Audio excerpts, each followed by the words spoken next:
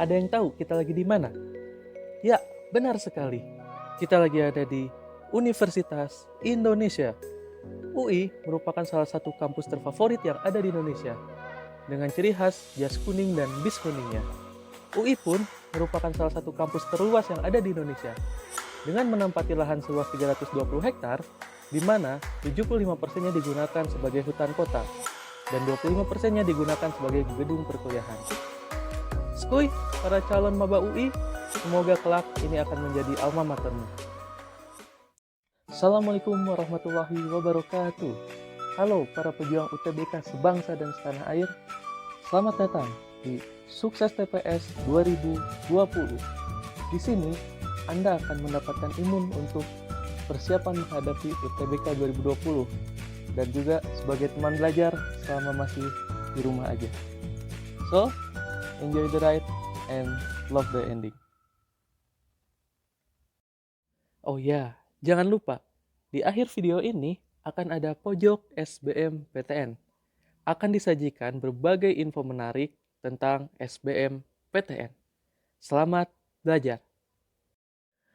Penalaran kuantitatif. Dalam video kali ini, kita akan coba membahas tipe-tipe soal tentang penalaran kuantitatif.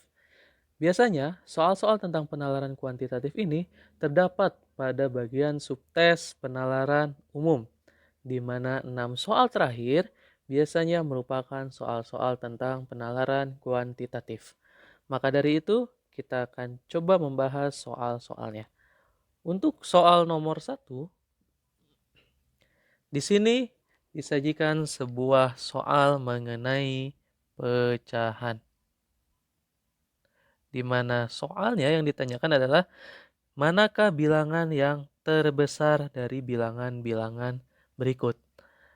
Baik, untuk mencari bilangan yang terbesar dari bilangan-bilangan pecahan berikut, apa saja cara yang bisa kita lakukan? Yang pertama, kita langsung ubah ke dalam bentuk desimal. Ya, lalu kita gunakan cara pembagian bersusun. Kita cari bentuk desimalnya seperti apa. Namun, cara ini juga membutuhkan waktu yang cukup panjang. Cara kedua, apa kira-kira? Dalam pecahan, untuk menentukan mana bilangan yang terbesar, bisa juga kita ubah penyebutnya menjadi bilangan yang sama, atau biasanya kita samakan penyebut. Namun, untuk soal nomor 1 di atas, terdiri dari penyebut-penyebut yang sangat bervariasi, mulai dari 32, 33, 34, 35, dan 36. Sehingga untuk mencari KPK-nya itu akan cukup panjang. Membutuhkan waktu juga yang cukup panjang untuk menyelesaikannya jika kita harus menyamakan penyebutnya terlebih dahulu. Lalu, bagaimana cara yang lebih cepat untuk menyelesaikan soal ini? Perhatikan. Misalkan di sini saya sajikan sebuah pecahan yang memiliki pola yang sama di mana pembilangnya itu selalu bertambah 1. Misalkan 1/3, 2/3, 3/3, 4/3, dan selanjutnya. Ketika suatu pecahan memiliki pola yang sama, dalam kasus pertama ini pembilangnya bertambah 1, maka semakin pembilangnya kita jumlahkan 1, ini nilainya akan semakin membesar. Ya, karena 1/3 ini 0,333, ini 0,66667, ini 1, ini 1,333, dan selanjutnya. Jadi, untuk pecahan yang polanya seperti ini akan menghasilkan bilangan yang semakin besar. Namun, jika penyebutnya yang akan bertambah 1 dengan pola yang sama, misalkan 1/3, lalu menjadi 1/4, lalu menjadi 1/5, 1/6, dan selanjutnya. Nah, semakin penyebutnya bertambah 1, ini akan menjadi semakin kecil bilangannya. Lalu, bagaimana dengan pertanyaan nomor 1? di mana pembilang dan penyebutnya selalu bertambah satu polanya. Nah, untuk kasus seperti ini, penambahan satu pada pembilang itu lebih signifikan menjadi lebih besar. Ya, sehingga ketika pembilangnya ini bertambah 1 menjadi 18, itu nilainya akan semakin lebih besar dibandingkan ketika penyebutnya yang bertambah 1. Sehingga dengan konsep tersebut sudah dapat dipastikan jawaban yang benar adalah E. Jika kalian masih belum percaya, kita coba sajikan sebuah ilustrasi lagi dengan pola yang sama, misalkan dengan bilangan yang lebih sederhana. Kita mulai lagi dari 1/3. Ketika pembilang dan penyebutnya kita jumlahkan 1, kita tambahkan 1, maka bilangan selanjutnya menjadi 2/4. Selanjutnya akan menjadi 3/5. Dan selanjutnya. 1/3, seperti yang kita tahu, 1/3 itu jika kita ubah ke dalam bilangan desimal menjadi 0,333. Ya. Sedangkan untuk 2/4, ini akan menjadi 0,5. Sedangkan 3/5, ini akan menjadi 0,6. Dengan pola yang sama seperti opsi di soal, maka dari itu semakin kita jumlahkan pembilangnya dan penyebutnya ditambahkan 1, ini akan menjadi bilangan yang semakin membesar. Seperti itu. Jadi untuk nomor 1 bisa kita pastikan tanpa kita hitung jawabannya sudah pasti E. Itu untuk soal nomor 1. Kita lanjutkan lagi ke soal nomor 2. Kira-kira menurut kalian jawabannya yang mana? Di sini soal nomor 2 kita akan mengurutkan dari bilangan yang terkecil ke bilangan yang terbesar. Sama seperti nomor 1, untuk membandingkan sebuah pecahan, langkah pertama bisa kita ubah menjadi bentuk desimal. Lalu yang kedua bisa juga kita samakan penyebutnya. Untuk nomor 2, di antara 5 opsi ini, bilangan-bilangan di masing-masing opsinya ini sama. Yang pertama ada 3/5, lalu yang kedua ada 10/3, yang ketiga ada 1/7, dan yang keempat ada 11/5. Semua opsi itu memuat pecahan-pecahan berikut. Oke. Cara yang mudah mana? Cara yang mudah sebenarnya kita langsung ubah ke dalam bentuk desimal. Namun, jika kalian lebih suka untuk menambahkan penyebut, asalkan kalian bisa lebih cepat menghitungnya, silahkan samakan penyebutnya. KPK dari 5, 3, dan 7 itu berapa? Ya, benar sekali, 105. Silahkan kalian samakan penyebutnya menjadi 105. Namun, dengan mengubah ke dalam bilangan desimal, itu akan lebih mudah. Yang pertama, 3/5. Itu sudah pasti nilainya 3, sekian. Komanya dari mana? Dari 3 dibagi 5. 3/5 ini memiliki nilai 0,6. Ya, sehingga 3/5 itu kita dapatkan bilangan desimalnya 3,6. Seperti itu. Lalu untuk 10/3, di sini kita ubah ke dalam bentuk desimal menjadi 3,33333 dan seterusnya. Sedangkan untuk 2 1/7 sudah pasti 2. 1/7 itu kita dapatkan 0,14 sekian. Ya. Dan yang terakhir 11/5 ini bisa kita ubah menjadi 2,2. Sehingga bisa langsung kita urutkan. Jika yang diminta bilangan terkecil ke bilangan terbesar, otomatis yang terkecil itu dari 2 1/7, lalu yang kedua 11/5, yang ketiga 10/3, dan yang terbesar itu 3/5. Sehingga mana pilihan yang tepat? Pilihan yang tepat itu ada di opsi D. Ya, dari yang terkecil ke yang terbesar.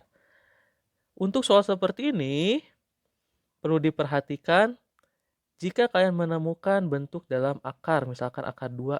Nah, akar 2 ini bisa langsung kita ubah menjadi 1,4. Lalu akar 3 ini kita ubah menjadi 1,9. Ya, jika di soal ada yang merupakan bentuk akar. Ini adalah tipe soal yang kedua. Kita lanjutkan lagi untuk soal nomor 3. Nah, ini materinya kita mulai masuk ke deret angka. Masih ingat kemarin apa saja yang harus kalian perhatikan di deret angka? Ya, benar sekali. Pertama, ada yang dinamakan larik, lalu ada juga yang dinamakan tingkat, dan yang terakhir, kalian bisa cek juga apakah deret tersebut deret Fibonacci atau bukan. Nah, untuk soal nomor 3, di sini kita punya angka 2, 3, 6, 9, 36, 41, 246, dan X. Di sini kita akan mencari nilai X-nya berapa sih? Oke, kira-kira ada yang udah dapat polanya seperti apa? Ya, untuk menyelesaikan soal tentang deret angka, pertama kita operasikan saja terlebih dahulu masing-masing angkanya. Bisa kita jumlahkan, kita kurangi, kita kalikan, atau kita bagi. Pertama, dari 2 ke 3, polanya ini bisa kita tambah 1. Lalu, dari 3 ke 6, bisa saja kemungkinannya dikali 2, atau bisa juga ditambah 3. Kita lihat nanti polanya akan seperti apa. Dari 6 ke 9 ini sudah pasti ditambah 3. Dari 9 ke 36, nah ini sudah pasti dikali 4. Karena kalau ditambah 27 itu akan terlalu besar polanya. Dari sini kita sudah bisa melihat polanya sudah menjadi ajek atau tetap. Dari tambah 1 kali 2 tambah 3 kali 4. Berarti selanjutnya bisa kalian simpulkan bahwa polanya adalah ditambah 5. Ya, selanjutnya pasti ini dikali 6. Jadi operasinya secara berulang tambah kali tambah kali. Sedangkan untuk pola angkanya berurutan dari 1, 2, 3, 4, 5, 6. Sehingga dari 246 pola selanjutnya operasinya ditambahkan dan angkanya 7. Nah, inilah pola selanjutnya ditambah 7. Sehingga X-nya bisa kita dapatkan 246 ditambah 7 hasilnya 253. Jawabannya B. Cukup mudah kan untuk menjawab pertanyaan tentang deret angka? Kita coba ke soal nomor 4. Untuk soal nomor 4, masih sama ini tentang deret angka. Kita lihat deretnya mulai dari 0, 2, 6, 2, 4, 12, 18, 12, 8, 10, 30, 26, dan Y. Yang mau kita cari nilai Y-nya berapa.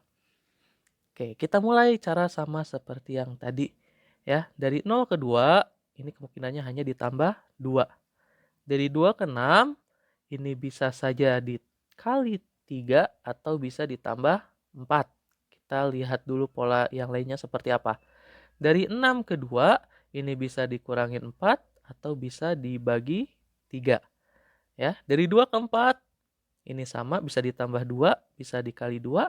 Dari 4 ke 12, nah ini sudah mulai sama polanya ya. Ini pasti kita kalikan 3, karena nggak mungkin untuk ditambah 8. Oke, kita sudah mulai lihat dari 12 ke 8, ini juga pasti dikurangin 4. Ya, sehingga polanya, kalau kalian lihat ini sudah ajek, tambah 2 kali 3 kurang 4. Tambah 2 kali 3 kurang 4. Selanjutnya pun pasti akan seperti itu. Ini pasti tambah 2, ini kali 3, ini kurang 4. Otomatis pola selanjutnya kita kembali lagi menjadi ditambah 2. Sehingga Y-nya 26 ditambah 2 itu kita dapatkan 28. Sehingga jawabannya D. Mudah kan? Maka dari itu ketika nanti kalian menemukan soal-soal deret seperti ini, coba kalian lihat dulu polanya, kalian coba cek dulu dengan kalian menggunakan operasi hitung matematika dasar. Baru ketika kalian tidak menemukan polanya, kalian lihat lariknya, lalu kalian lihat tingkatnya, atau bahkan apakah deret tersebut merupakan deret Fibonacci atau bukan. Kita lanjutkan lagi ke soal nomor 5. Soal nomor 5, kita sudah mulai masuk ke materi tentang, ya benar sekali, pola bilangan di dalam gambar. Pola bilangan dalam gambar untuk nomor 5 ini gambarnya merupakan gambar segitiga dan ada 3 buah segitiga di sini. Oke, ini yang pertama, ini yang kedua, ini yang ketiga.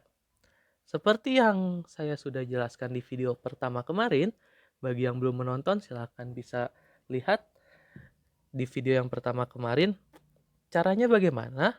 Nah, yang akan kita carikan sebenarnya nilai X yang ini ya. Dari bangun yang ini berapa sih nilai X-nya? Ya, nilai yang tepat untuk menggantikan nilai X dari pola di atas adalah, nah, caranya sama, tadi kita cari polanya dulu. Polanya itu mana yang kita gunakan? Yang kita gunakan adalah angka-angka yang berada di luar segitiga untuk mencari angka yang di dalam segitiga. Nah, di sini ada 3 buah segitiga, di mana pola ketika kita gunakan ke gambar yang kedua itu pasti harus sama, menghasilkan angka 3. Ya, baru nanti ketika dua pola ini udah sama, kita masukkan ke gambar yang ketiga seperti apa. Oke, kita mulai saja dari gambar yang pertama. Di sini ada angka 2, 3, dan 11. Bagaimana caranya untuk mendapatkan nilai 4? Silakan. Ada yang udah dapat? Ya, benar sekali. Untuk pola dari gambar yang pertama, itu kita bisa gunakan dari angka 11, 2, dan 3 untuk mendapatkan nilai 4. Itu bisa kita gunakan ketika 11 dikurangin 3, kita bagi dengan 2. Ya, 11 dikurangin 3, kita bagi dengan 2. Di sini kita akan dapatkan 8 dibagi 2 itu, 8 dibagi 2 itu hasilnya menjadi 4. Ya, seperti bilangan yang ada di dalam segitiga. Lalu kita coba ke pola yang kedua, ke gambar yang kedua dengan pola yang sama dan juga posisi angka yang sama. Dari sini kita dapatkan bahwa pertama 8 ya, karena sama dengan 11, kita kurangin dengan 5 ya, posisi 5 sama kayak 3, baru kita bagi dengan 1.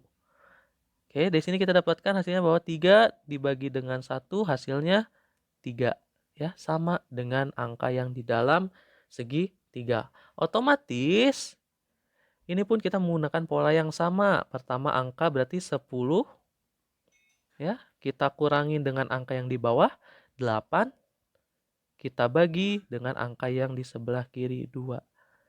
Sehingga kita dapatkan 2 dibagi 2 itu hasilnya 1. Itulah jawaban untuk nomor 5.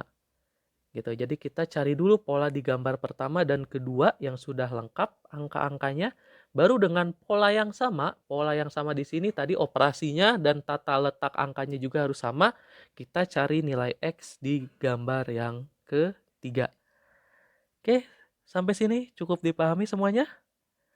Kalau sudah paham, kita coba ke soal nomor terakhir, nomor 6 dalam video kali ini. Nah, di sini pun sama, kita akan mencari sebuah pola dari 4 buah kotak. Ya, ini merupakan variasi soal dari pola bilangan dalam gambar. Fokusnya kalau ada soal seperti ini bagaimana? Kita fokus di kotak atau di gambar yang semuanya sudah memiliki angka. Ya. Lalu nanti baru kita tinggal gunakan ke gambar-gambar yang mau kita cari nilai X, Y, dan Z-nya seperti apa. Kira-kira apa yang bisa kalian dapatkan dari gambar yang sudah saya lingkari ini? Oke, mungkin pola pertama yang kalian dapatkan, itu kalian akan berpikir ketika 3 ditambah 9 itu akan sama dengan 2 dikali 6. Ya, menggunakan semua angka yang ada di dalam kotak, ketika 3 ditambah 9 itu akan sama dengan 2 dikali 6 ya, karena ini akan sama-sama menghasilkan 12. Kita coba ke kotak yang lain dengan pola yang sama. Berarti untuk yang pertama ini, kotak yang pertama ketika X-nya kita tambahkan dengan 3 itu akan sama dengan 5 dikali 3. Maka ini X ditambah 3 itu hasilnya 15. maka X-nya sama dengan 12. Oke, cukup. Masih bisa kita dapat nilai X-nya. Lalu untuk kotak yang kedua di sini, kita bisa dapatkan ketika 2 ditambah 8 itu sama dengan 4 dikali Y. 10 sama dengan 4Y. Y-nya 10 per 4. Mungkin nggak nilai Y-nya 10 per 4?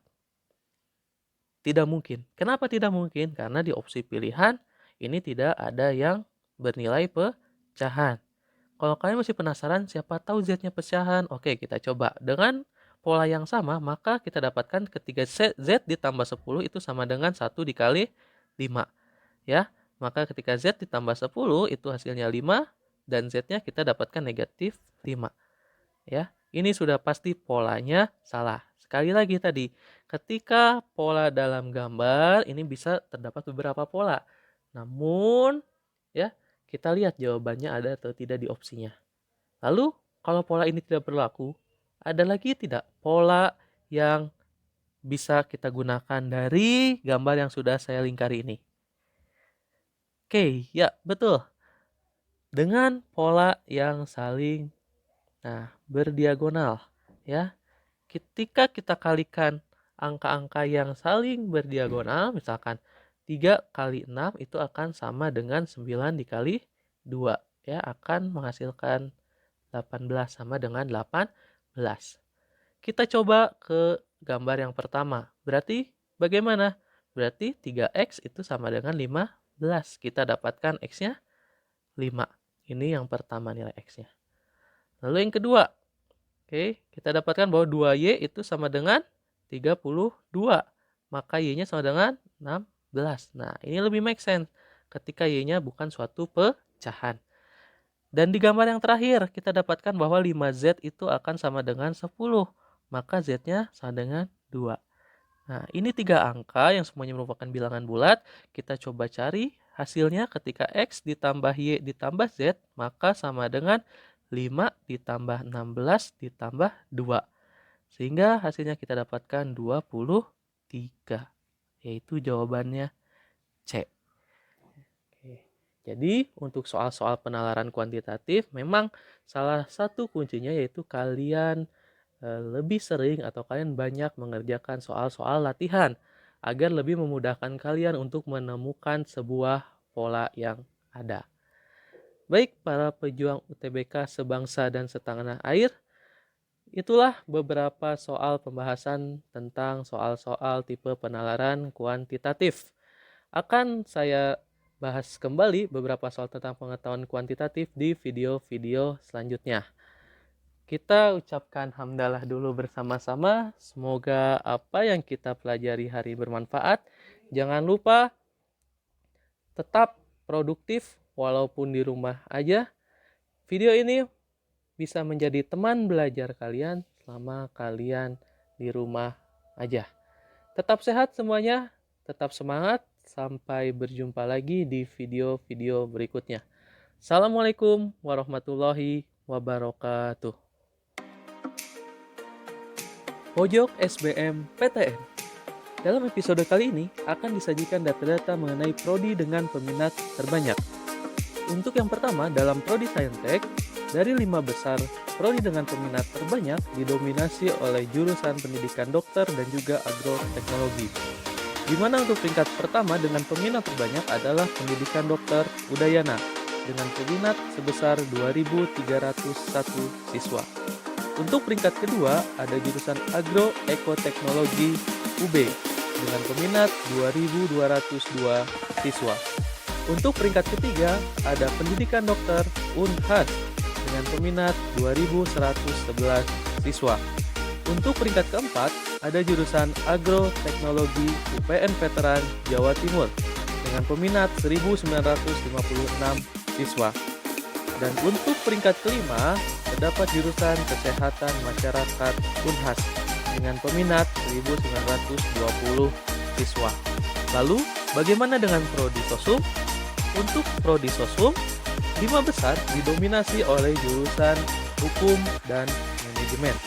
Di peringkat pertama, prodi dengan peminat terbanyak untuk prodi Sosum yaitu jurusan Hukum Undip dengan peminat 3.702 siswa. Di peringkat kedua, ada Ilmu Komunikasi UPN Veteran Jakarta dengan peminat 2.981 siswa. Di peringkat ketiga, ada Ilmu Hukum UB dengan peminat 2.584 siswa. Di peringkat keempat, ada Manajemen UNY dengan peminat 2.546 siswa. Dan di peringkat kelima, ada Manajemen UPN Veteran Yogyakarta dengan peminat 2.532 siswa. Itulah prodi dengan peminat terbanyak pada SBMPTN 2019. Mau tahu info-info menarik selanjutnya? Maka dari itu tetap saksikan Pojok SBMPTN. Ciao.